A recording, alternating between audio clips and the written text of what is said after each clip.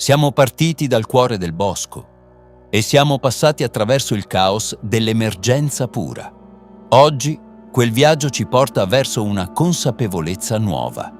Non più come reagire al disastro, ma come impedirgli di trovarci impreparati. Nel primo episodio abbiamo esplorato il bushcraft, l'arte di vivere in simbiosi con la natura, riscoprendo un equilibrio antico tra l'uomo e l'ambiente. Nel secondo ci siamo spinti oltre, analizzando il survival, la scienza della resilienza estrema. La risposta istintiva e brutale quando ogni certezza crolla, nel bel mezzo del nulla.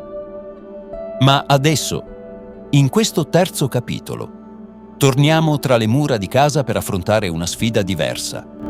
Parliamo di prepping.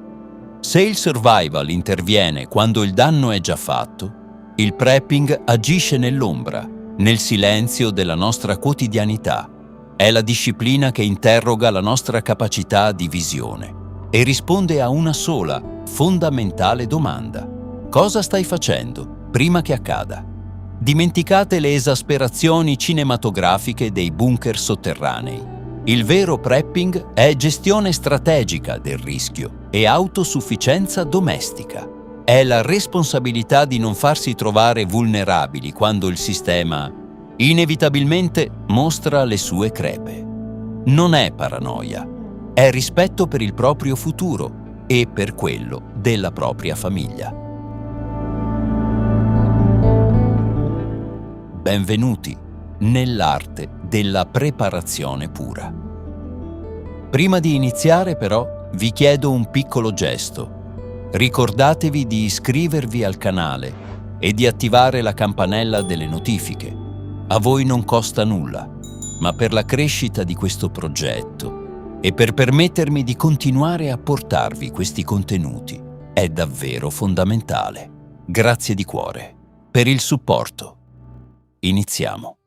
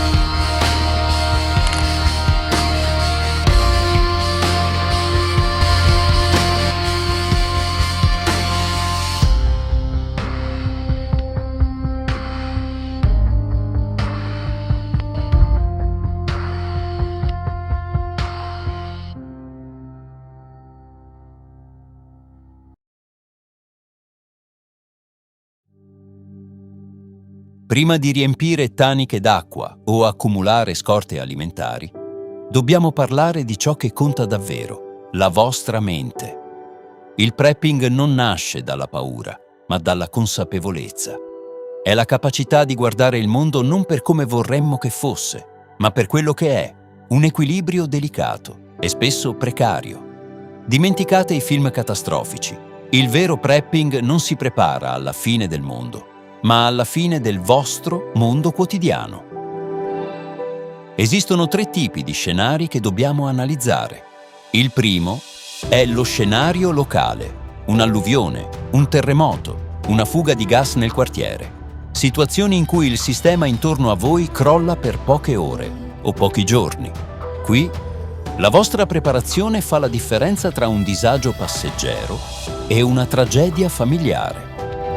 Il secondo è lo scenario sistemico. Parliamo di blackout elettrici prolungati, interruzioni nelle catene di approvvigionamento o crisi sanitarie. In questi casi, lo Stato e i soccorsi sono saturi. Non verranno a bussare alla vostra porta per i primi tempi. Siete soli, con quello che avete saputo pianificare. Infine, lo scenario economico, l'iperinflazione, la perdita del lavoro, l'instabilità dei mercati. In questo caso, il prepping è la vostra assicurazione sulla vita. Avere una dispensa piena non è paranoia, è un investimento a rendimento garantito quando i prezzi esplodono. Ma tutto questo richiede un cambio di mentalità, il cosiddetto mindset. Essere un prepper significa passare dal ruolo di consumatore passivo a quello di gestore del rischio. Significa smettere di delegare la propria sicurezza ad altri. Non è un hobby, è un'assunzione di responsabilità. È capire che la normalità è un dono, ma la preparazione è un dovere. Se non capite contro cosa vi state preparando, butterete soldi in attrezzature inutili. La vostra risorsa più preziosa non è nello zaino, è tra le vostre orecchie. La regola del 3 non ammette repliche, né sconti. Puoi sopravvivere settimane senza cibo, ma solo pochi giorni senza acqua. Nel prepping, l'approvvigionamento idrico non è un dettaglio, è il fondamento su cui poggia l'intera tua strategia di resilienza. Immaginate per un istante che dai vostri rubinetti non esca più nulla. Un guasto alla rete, una contaminazione o un blackout prolungato delle pompe idriche. Cosa fate? Il primo pilastro è lo stoccaggio. Ma attenzione, non commettete l'errore dei principianti. Prepararsi non significa solo accumulare casse di bottiglie in garage. Dovete ragionare su 2 binari separati, l'acqua alimentare e l'acqua tecnica. L'acqua alimentare è quella che serve per bere e cucinare. Il calcolo è matematico. Servono almeno 3 litri al giorno per persona. Ma c'è un nemico invisibile, la degradazione delle plastiche. Le classiche bottiglie del supermercato, se esposte a sbalzi termici o alla luce, rilasciano sostanze chimiche nocive nel tempo. Un vero prepper utilizza contenitori in HDPE, plastica alimentare ad alta densità, e imposta una rotazione semestrale delle scorte. Niente deve restare immobile per anni. Poi c'è l'acqua tecnica. È quella che vi serve per l'igiene personale, per lavare i piatti o per azionare lo scarico del water. Sprecare acqua potabile purificata per queste mansioni è un errore strategico fatale. Imparate a raccogliere l'acqua piovana o a stoccare grandi volumi in cisterne trattate con ipoclorito di sodio. È questo secondo flusso che trasforma una casa in un fortino autosufficiente. Ma lo stoccaggio ha un limite fisico. Ed è qui che entrano in gioco i sistemi di filtrazione. Se le scorte finiscono, dovete saper attingere dall'esterno. I filtri portatili come il Sawyer sono eccellenti per l'evacuazione, ma per la casa, la scelta migliore resta il filtro a gravità, un sistema che lavora in silenzio mentre dormite, purificando litri d'acqua senza bisogno di elettricità o sforzo fisico. Ricordate però, filtrare non significa sempre purificare. Per i virus e i contaminanti chimici, la bollitura resta il metodo più sicuro, ma richiede energia. In alternativa, le pastiglie al biossido di cloro o i trattamenti a raggi ultravioletti devono far parte del vostro equipaggiamento base. L'acqua è vita, ma l'acqua contaminata è un pericolo mortale. Gestirla con intelligenza significa trasformare una vulnerabilità in un punto di forza assoluto.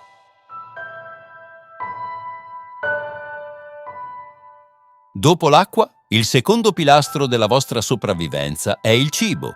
Ma dimenticate l'immagine del prepper che accumula scatolette di fagioli e le lascia marcire in cantina. Quello non è prepping, è accumulo compulsivo. La vera sicurezza alimentare si basa su un concetto logistico preciso, la dispensa a rotazione. Non dovete comprare ciò che non mangiate abitualmente. Dovete semplicemente espandere ciò che già consumate.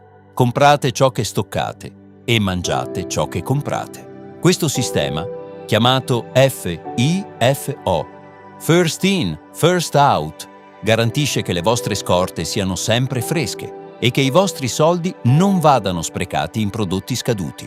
Ma cosa dobbiamo stivare? Dobbiamo puntare sulla densità calorica e sulla stabilità. Riso, pasta, legumi secchi, miele e farine sottovuoto. Sono questi gli alimenti che vi permetteranno di mantenere le energie quando la catena di distribuzione fuori dalla vostra porta si interromperà. E non sottovalutate l'aspetto psicologico. In una situazione di forte stress, un pasto che ha un buon sapore, che vi ricorda la normalità, è una medicina per l'anima. Spezie, caffè, cioccolato fondente non sono lussi, sono strumenti di resilienza mentale. Un vero piano alimentare si divide in 3 livelli. Il primo è la dispensa quotidiana, quella che vi sostiene per 2 o 3 settimane. Il secondo sono le scorte a medio termine, cibi a lunga conservazione per 3 o 6 mesi. Il terzo è l'autosufficienza estrema, sementi antiche, e la capacità di produrre il proprio cibo, qualora il sistema non dovesse rialzarsi per molto tempo. Ricordate, una dispensa piena non vi rende paranoici, vi rende liberi. Liberi dal panico che svuota gli scaffali dei supermercati alla prima notizia di crisi. Il buio non è solo assenza di luce. In una situazione di crisi, il buio è il primo generatore di panico. Senza elettricità, il vostro mondo si ferma. Niente comunicazioni, niente riscaldamento, niente refrigerazione. Gestire un blackout prolungato non significa solo accendere una candela. Significa mantenere il controllo del proprio ambiente. Il primo passo è l'illuminazione strategica. Dimenticate le fiamme libere. Le candele sono pericolose e poco efficienti. Puntate su lampade frontali di qualità che vi lasciano le mani libere per lavorare e lanterne a LED a basso consumo per gli spazi comuni. La luce è sicurezza, ma è anche morale per la vostra famiglia. Ma la vera sfida è l'energia. Dovete avere un piano di riserva, come abbiamo già visto in diversi video qui sul canale, che vi invito ad andare a recuperare. Le Power Station portatili sono la soluzione definitiva. Unità a batteria capaci di alimentare dal vostro smartphone fino a piccoli elettrodomestici. E per una vera indipendenza, non dimenticate l'importanza dei pannelli solari pieghevoli.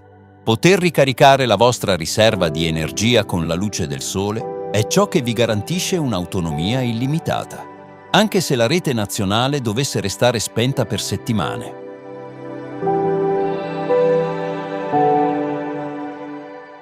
E poi c'è il fattore calore. Se il blackout avviene in inverno, la mancanza di riscaldamento può diventare un'emergenza medica in poche ore.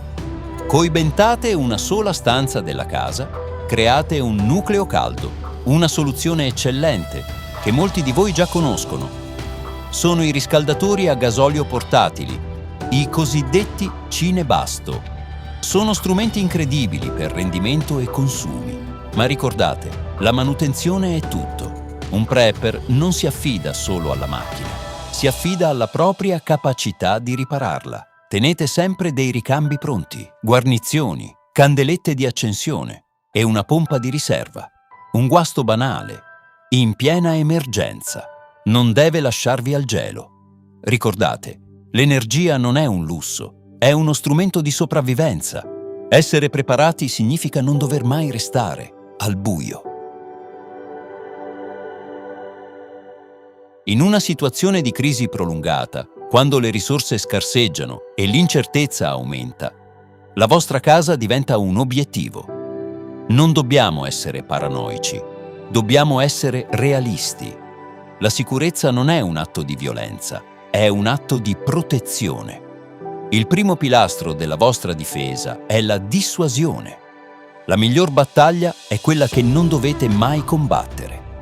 La vostra casa non deve urlare «qui c'è abbondanza», ma deve comunicare «qui è difficile entrare». Rafforzate gli accessi, spranghe di sicurezza, pellicole antisfondamento per i vetri e serrature di qualità. Se un malintenzionato capisce che il tempo richiesto per entrare è troppo, passerà oltre. Ma la sicurezza è anche informazione. Dovete sapere cosa succede fuori dalla vostra porta, prima che il pericolo arrivi sulla soglia. Un sistema di videosorveglianza a basso consumo, collegato alle vostre power station, è un moltiplicatore di forze. Se la rete internet cade, puntate su sistemi a circuito chiuso o semplici fototrappole. Vedere significa avere il tempo di reagire. E poi c'è la difesa attiva. Qui la legge è chiara e dovete conoscerla alla perfezione. Non parliamo di Rambo, parliamo di strumenti legali e addestramento. Spray al peperoncino, torce tattiche ad alta intensità per abbagliare l'aggressore o strumenti da difesa abitativa autorizzati. Ma ricordate, un'arma è un peso morto se non avete la memoria muscolare per usarla sotto stress. L'addestramento è la vostra vera arma. Frequentate corsi di difesa personale, simulate scenari di intrusione con la vostra famiglia. Sapere chi fa cosa, dove rifugiarsi e come comunicare nel silenzio è ciò che salva la vita. Ma la sicurezza più grande resta la discrezione. Il Gray Man, l'uomo grigio. Non mostrate le vostre scorte, non vantatevi della vostra preparazione. In un'emergenza, il silenzio è lo scudo più resistente che potete indossare. In una crisi sistemica, il silenzio è il vostro peggior nemico. Senza smartphone, senza social media, senza TV, l'incertezza si trasforma rapidamente in panico. Sapere cosa sta succedendo nel mondo o nel comune a fianco al vostro è ciò che vi permette di prendere decisioni razionali. Le comunicazioni non sono un optional, sono il vostro legame con la realtà. Il primo strumento indispensabile è una radio. Certo, i modelli a manovella o a pannelli solari integrati sono un classico del prepping, ma avendo a disposizione una power station, la scelta più intelligente è un ricevitore con batteria ricaricabile ad alta capacità. Queste radio offrono una ricezione più stabile e una qualità audio superiore. Poterle ricaricare velocemente tramite la vostra riserva energetica vi garantisce un ascolto continuo, senza dover faticare con una manovella in momenti di stress. Deve essere un ricevitore capace di coprire le frequenze FM, AM, ma soprattutto le onde corte. In caso di catastrofe nazionale, le trasmissioni a onde corte sono le uniche capaci di viaggiare per migliaia di chilometri, scavalcando le infrastrutture cadute. Ma se volete fare il salto di qualità, dovete guardare al mondo dei radioamatori. Qui non si parla più di semplici walkie-talkie, ma di vera infrastruttura di comunicazione indipendente. Per la gestione tattica e locale, gli apparati VHF e UHF sono lo standard. Radio palmari come i famosi Baofeng o modelli più resistenti vi permettono di agganciarvi ai ripetitori locali. Questi ponti radio possono coprire intere regioni, permettendovi di parlare con altri prepper o soccorritori anche se le celle telefoniche sono morte. Ma per la vera indipendenza, l'obiettivo è la HF, le onde corte. Un apparato radio HF è una stazione capace di far rimbalzare il segnale sulla ionosfera, permettendovi di parlare con un altro operatore a migliaia di chilometri di distanza, senza alcun ponte radio in mezzo. È la tecnologia definitiva per chi vuole restare connesso in caso di blackout globale. Ricordate però, la radio è per il 90% antenna. Imparate a costruire una semplice dipolo con del filo di rame. È leggera, invisibile tra gli alberi e molto più efficace di qualsiasi antenna di serie. E non dimenticate la protezione. Un impulso elettromagnetico, un EMP, può bruciare i delicati circuiti in un istante.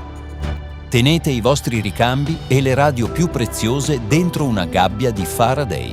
Anche una semplice scatola di metallo ben isolata può fare la differenza tra avere una voce o restare nel silenzio più assoluto. L'informazione è potere. In un mondo che tace, chi sa ascoltare e chi sa parlare ha già vinto metà della battaglia. Non restate isolati, restate connessi.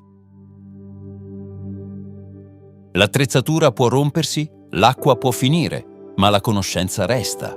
In una situazione di crisi, Il vostro manuale di riferimento sarà l'oggetto più prezioso che possedete. Non potete affidarvi a Google quando la rete è giù. Dovete avere una biblioteca fisica. In Italia abbiamo dei testi eccellenti, scritti da chi analizza il nostro territorio e le nostre criticità. Esistono volumi di autori italiani da cui potete prendere spunto per far vostre nozioni fondamentali, partendo proprio dalle basi della sopravvivenza urbana. Se volete capire come muovervi nel caos cittadino, un pilastro è senza dubbio Prepping, come prepararsi alle catastrofi metropolitane di Enzo Maolucci e Alberto Salza. È un'analisi lucida sulla resilienza urbana che ogni prepper dovrebbe studiare per non farsi trovare impreparato tra le mura della propria città. Se invece cercate un approccio più pratico e diretto, vi consiglio Prepper Istruzioni per l'uso di Salvatore Longo. È un testo che va dritto al punto, senza fronzoli. Per chi mette la famiglia al primo posto, la guida di Daniele Carli, Kit di sopravvivenza familiare, è fondamentale. Vi insegna a creare un piano di emergenza completo per proteggere i vostri cari in ogni circostanza. Un'uscita più recente, ma estremamente calzante per i tempi che viviamo, è il Manuale del Prepper Italiano di Michael Fieldlong, focalizzato proprio sulle strategie per affrontare guerra, blackout ed emergenze specifiche nel nostro paese. E infine, per il pilastro della dispensa, non può mancare il Manuale degli alimenti essenziali del Prepper di Leone Antonello Bonucci, una guida approfondita su come conservare il cibo in modo efficace, trasformando la vostra cucina in un centro logistico di sopravvivenza. Questi sono solo alcuni esempi di ottimi testi di autori italiani. Avere questi volumi in carta e ossa, pronti per essere sfogliati alla luce di una torcia, è ciò che separa chi subisce gli eventi da chi li domina. Studiate, prendete appunti, ma poi uscite e provate voi stessi. Un libro non vi insegna ad accendere un fuoco sotto la pioggia, vi dà solo l'idea di come farlo. La vera padronanza nasce dalla ripetizione. Costruite il vostro sapere, un volume alla volta, perché nel momento del bisogno non avrete tempo per studiare, dovrete solo agire. Abbiamo fatto un lungo viaggio in questo video. Abbiamo parlato di scorte, di energia, di difesa e di comunicazioni. Ma c'è una cosa che dovete capire e che è più importante di ogni zaino o power station che potrete mai comprare. Il prepping non è accumulare oggetti per la fine del mondo. Il prepping è una mentalità. È la scelta consapevole di non essere una vittima, di non restare a guardare mentre il terreno frana sotto i piedi. Essere preparati significa avere la calma necessaria per aiutare chi amate, quando tutti gli altri saranno nel panico.